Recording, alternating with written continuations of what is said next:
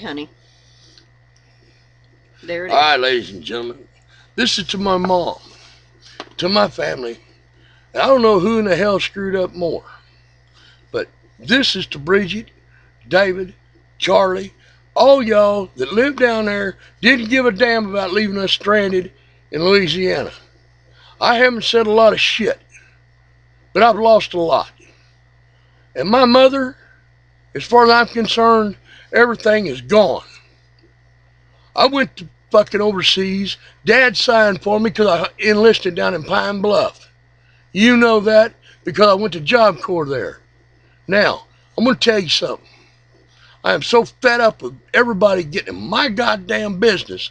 Stay the hell out of it and leave me the fuck alone. Do you understand that much? Because I'm tired of this fighting crap. My life is peaceful here. I don't have any problems. I don't have to listen to David sit there and tell me to get the fuck out. Now, if you don't like that, every damn one of you can just kiss my ass. Now, I've been grown up too goddamn many years. I'm 58. I know more about what's happened to me than y'all ever thought about having done to you. Wait a minute. And Bob, you're a fucking loser because I had the paperwork full of it of where he was in Vietnam and that Jimmy T. Gilbert signed his name on the dotted line. Paperwork don't lie. Paperwork don't lie. So as far as I'm concerned, Bob, you don't know me. You're still a punk kid. Because I set my ass overseas in 73. You need to get your head out of your ass. You need to think of what the flip you're doing. You better think about what's going to happen. And because I am so friggin' tired of having everybody jump my ass. My sister calls me and talks to me. Well, I know what happened. I know where I was. My dad knew where I was at. You can't even tell me. You didn't even know my friggin' dad. So as far as I'm concerned, stay out of my goddamn life and stay out of my business. Bye. I'm sorry, Carolyn, you brought this on yourself. You should have told the kids that Jimmy signed for him. I've got the paperwork. You know, paperwork don't lie. And Karl wouldn't get a VA check to be 100. He is rated as 100% PTSD and 70% physical. Which with the cancer that come back on his finger, and he may lose his finger, or he could lose his whole hand. But no, it's all about Charlie and David. And Ross Allen, what you said on Facebook, I don't care. You want to believe those pieces of shit down there that did beat their wives? And maybe they don't want to brag about it. They shouldn't. Should be ashamed of it. But you don't want it to go out all over the internet. You know that's what's wrong with that family down there. They want to hide their dirty little secrets and act like, oh, I am such a gentleman. Bullshit. You're alcoholics. Unless Charlie quit because of his lung that he's trying to get. And I hope he gets a transplant. I don't wish no harm on Charlie at all. But fucking quit lying about my husband. You know, Karl is a gentleman, but he's always been treated like shit by you, the whole bunch. Even you, Bridget. And Ross Allen, you lied. Because I have always been there when your mother called my husband. And jumped his ass over nothing that was nothing of her concern. And Carolyn, if you got something to say to Karl, you should talk to him.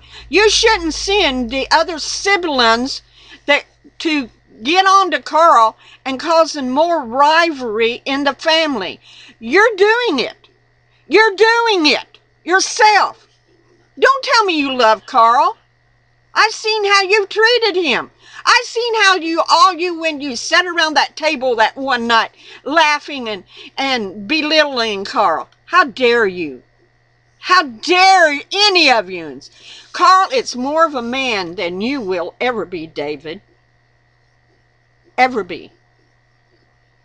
He's never treated me. I'm the only wife he's ever had. He's never treated me like you have your women. And he's never treated me like you did your women, Charlie. Why do you think you two aren't married? Long time married. Why? Light bulb come on? It's because how you treat them. Karl had went through hell. When I met him, Carolyn, you used to call him out and call him up and bawl him out, and he'd be crying, and I'd halfway get him off of booze and the drugs, and then you call him up and you chew him out, and here we go again. He'd grab that bottle and start drinking again and crying because his mama didn't love him, and that's how he felt. My mama don't love me. She's never loved me. She's never wanted me. And I'd said, Karl, don't let it go there. My mother didn't want me either. But at the last of it, my mom and I become friends. And I said, maybe you and your mom can do that too.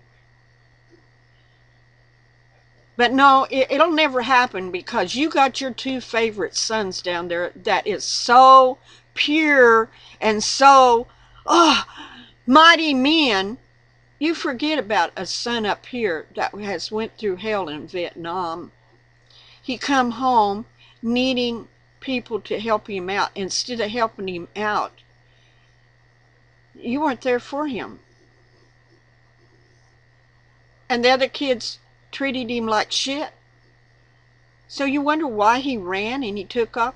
Why do you think that he'd rather live under a bridge with other people than stay at home with the hell that you and the other kids were giving him? Why? Because it was more peaceful there, and he wasn't criticized and put down like he was at the home. I'm going to get a little advice to all all the families out there that's got boys that's come back from Iraq and Afghanistan and stuff. I want to give you a little bit of advice on how to treat them. They were in war. They were in combat. They seen a lot of crap go down. It traumatized them. That's why they have PTSD. Some of them don't have arms and legs and wounded really bad. Karl was blessed and he wasn't wounded that way. He was wounded. I could show it to you on his back where a bullet went through, but that's okay. He survived. He come back to a country at that time that spit on the veterans when they come back. Our country was terrible to the Vietnam vets, and the families not much better. I don't understand why, because Jimmy was over there too. But I'm telling you, and you get hyperventilated and said Jimmy didn't sign the papers, Bridget. I have the paperwork. I have it. Where he signed it, the day he signed it, and where he signed it at. And Carolyn, if you're telling your kids that he didn't sign it, shame on you. He did. I have the paper proof. The paper trail leads right straight back to your husband. And what was wrong with that? Karl wanted to go, so his dad signed it so he could go.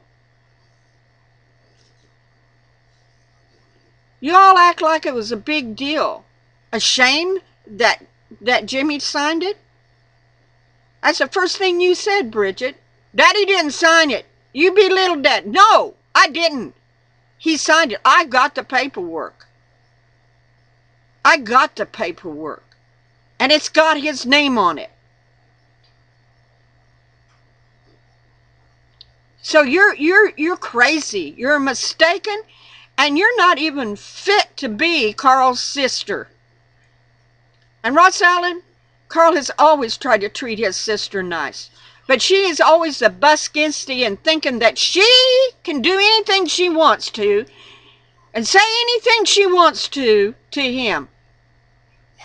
The reason why Carolyn, he won't call down there and talk to you, because usually Charlie picks up the phone, and you don't even have the guts to pick up the phone and talk to your own son without the other siblings interfering. Keep them fucking siblings out of your relationship between you and your oldest son. If you want to have a relationship with him, keep the others out of it. There's too much animosity between the brothers and the sister and Karl. If you want to have any kind of relationship, keep them out of it, because they ain't going to ever be a relationship. That is if you even care the slightest bit about your oldest son. He's a man now. Yeah, he went to prison. And right from prison, I had him put in the VA hospital for drug and alcohol abuse. And that was in the 80s. When he come out of there, he has never drank another drop of booze. None, zero. Very little drugs has he taken. Only but when you call and come up with some nonsense bullshit you want to scream at him about. And I finally told you to knock that off, because it was destroying him. Now, I know you all don't like any of this shit to come out in the family. But David, you're not perfect. There are things I know you did. And your mother knew you did. And you could have went to prison for. But if Karl had done the same thing you would have done, she'd have seen him in prison. But no, she patted you on the head, got onto you, and didn't do a damn thing about it. And you know what I'm talking about. You should have been put in prison. You really, really, really should have went to prison, David, for what you did. And you know it. It was only because of your mom you didn't go there. And what makes me mad, Carolyn, is that if it had been Karl, you would have put him there without a blink of an eye. How dare you? How dare you put those other two drunks above a son that straightened his life up and does what a man should do. A man that you would really be proud of if you would ever stop long enough to get acquainted with. Why do you think it's been 16 years? We won't come to there. You know why we won't come to see you? Because he doesn't want to see his brothers, and he doesn't want to see his sister. If he come, all he'd want to see is his mama. But he knows that you would get the whole friggin' gang over there, and then David start running his mouth, Charlie would start running his mouth, Bridget would start running his mouth, and all hell would break loose. I'm not going to let that happen to my husband. I love him. I protect him. I remember the only time I ever talked to Jimmy, his daddy, before he passed away. And as we were talking, because David and Charlie was trying to cause trouble for Karl and his marriage, and me and Jimmy was talking, and Jimmy said one thing to me, said, Barbara, please promise me you will take care and protect my son. And I said, yes, sir. I make that promise. I promise I will always stand by Karl.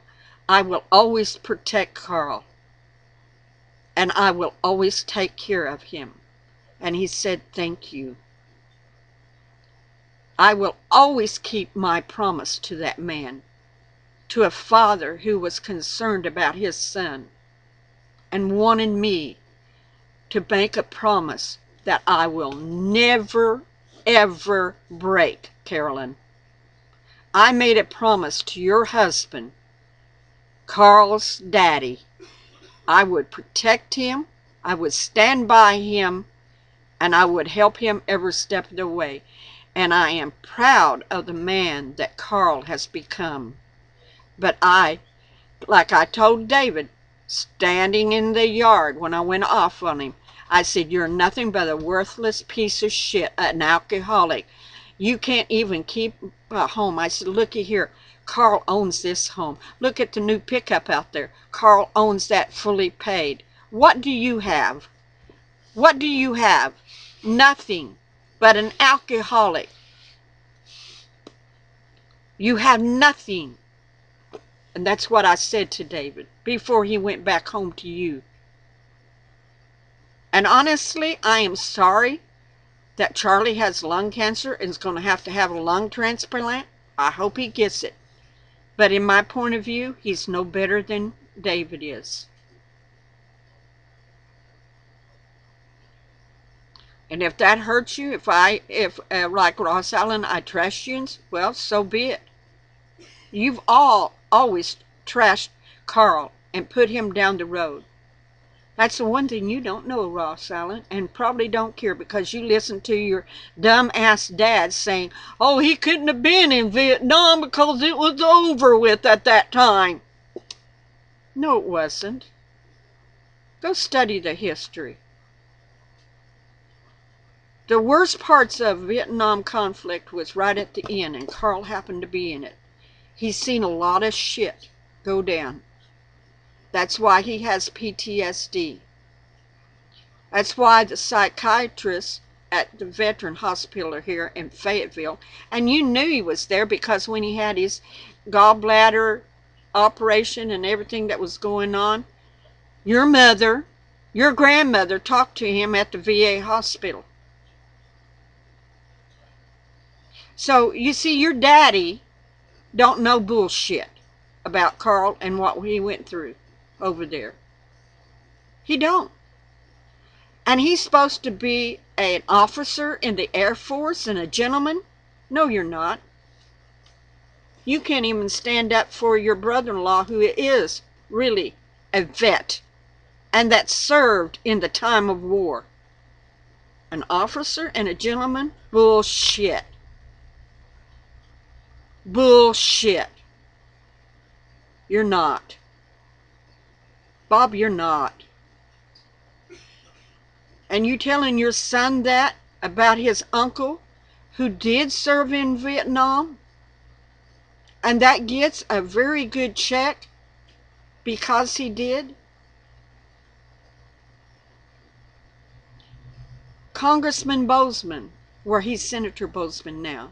But when he was congressman, he was ahead of the VA. He was the one that went to bat and helped Karl get his check. Do you think a congressman would invest time and energy to get a veteran his check if he had never been in the service and if he had never went to war? There is rules and regulations how you get those checks. You just don't go and get a check from the VA because, oh, well, we like you and we'll give you a check. No, you have to prove on the dotted line. You have to have paperwork, which we have. Congressman Bozeman's helped us get all the paperwork, even the paperwork that was secret. I got paperwork from Congress because of him asking for it.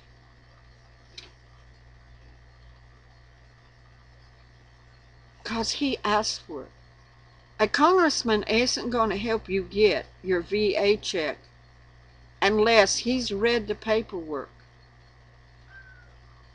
And like he told him, he said, Karl, I remember the day when he handed some paperwork, the paperwork that he could get, over to us, and he said, Karl, you've went to hell and back. Thank you for your service. Has any one of you people, the family, ever thanked him for his service? Hell no. You lie on him. Oh, he wasn't there. You lie on him. Have you ever one time thanked your oldest brother? Thank you, Karl, for your service for this country. Thank you for doing what was asked of you. Thank you. I thank him. I thank him. That's why so many of the Vietnam vets are living in wildernesses someplace to keep away from their family and society. Because there's no appreciation for the Vietnam vets. People start thinking the Vietnam vets, they went through hell over there. That's because their country sent them there, and they were asked. I've even got the picture of the U.S. Robertson that was sent to Karl, because it was the ship he was on. And you know, Carolyn, you've even got a picture of your son in uniform.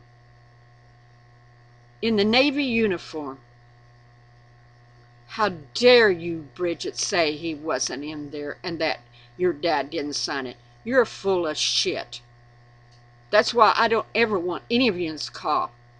And Carolyn, if you want to talk to your son, you better damn sure make it you and you alone on the phone talking to him like a mother should talk to him. You need to quit taking sides, standing up for those worthless two things that live down there, that drank, did the things they did. Oh yeah, it probably break your heart. Ross Allen, oh, I'm so tired of seeing my grandmother. Well, you know what? She didn't have to. We asked you one time, Carolyn, to come up here, that we would have bought you the plane ticket, round trip, to come up here, stay in our home, in a nice bed, and you and your son could have went and places and shared moments that are now gone. Because no, you didn't want to come. But you would drive halfway across the country for one of your other sons. But not Karl. Why is that? Why do you have such animosity against Karl? Because he couldn't take the bullshit at home and he left and he ran to get away from you?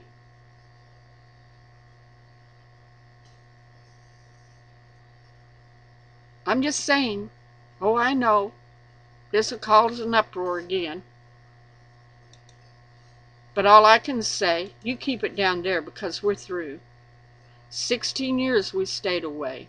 And the rant I went on wasn't even to the family. I just telling the truth. To another woman that was trying to belittle my husband. But I'm not going to let you all belittle him either. No more than I'm going to let an outsider that don't know nothing, don't know my husband. I will not put up with it. He is a Vietnam vet. He did serve in the Navy. What war were you in, Charlie? None. 'Cause you had an accident. Got hurt. What war were you in, David? In fact, you all got upset because I got David a VA car. You said that he didn't deserve it. Flat blank said that, Carolyn. How did he get it? Well, I took him down there, his DD-214, and we got him in. I don't know exactly how he got kicked out of the service, but he still had enough rank, enough that he could get a VA card and get his knee operated on that time. And David didn't think he could, because everybody down there, you especially, told him he could never get it. Well, see, that shows you don't know much either. So, this is my last message to Karl's so-called family, because he's got a family now. My family. My family has seen all the paperwork. My family knows he was in Vietnam. My family knows he has PTSD, and my family knows what kind of check he gets. They've seen it. My family respects Karl highly and loves him and honors the service that he gave to his country. My family is more of a family than you all ever have been to him. He's always been the black sheep of the family, an outcast. And of course, I've never been accepted because I'm much older than he is. But thank God I come along, and I seen him in his distress. I seen him in his drunkenness. I seen him when he would threaten to kill himself. I drug him out of that. Got him help where you should have. The minute he come back from Vietnam, you should have encouraged him, walked him down to the VA, and got the help that he needed for the PTSD and all the hell he went through, instead of you belittling your son and eventually driving him out. Now, you asked me one time, why did he do that? Well, look in the mirror. That's all I can say. And don't any of you ever call this house again, ever, for any reason, just because I'm telling the truth. I could spill so much shit out on those two boys down there that would make your hair curl. Because I've been in this family for 34 years, whether you like it or not. And I know the shit that they cover up. Karl he don't care. If he don't care that you know that he's been in prison. There are a lot of Vietnam vets went to prison because society at a point had turned their back on them. Spit on them. Cursed them. Called them baby killers. Well, in any war, sorry to say, children get killed when bombs are dropped.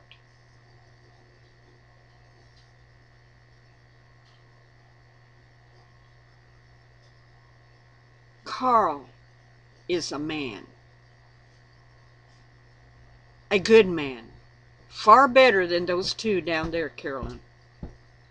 And Ross Ellen, if you think that we needed to come down there to help take care of Mama, no. She's got enough of you guys pampering her, petting her on the head, going, oh, Mama. You don't need us down there. She's never respected Karl. None.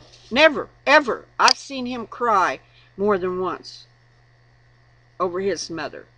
So, if you think that we should have moved down there around her and took that nonsense of David, you know, David, I resent you, and I'll always resent you, because you were the one that caused Karl to take off down there in San Antonio and disappear for a year. You're nothing but a worthless piece of shit that you dared talk to your brother like you did and caused him to leave. And leave me for a whole year. I didn't know he was dead or alive. I'll never forgive you for that, you worthless piece of shit. So there. Bye.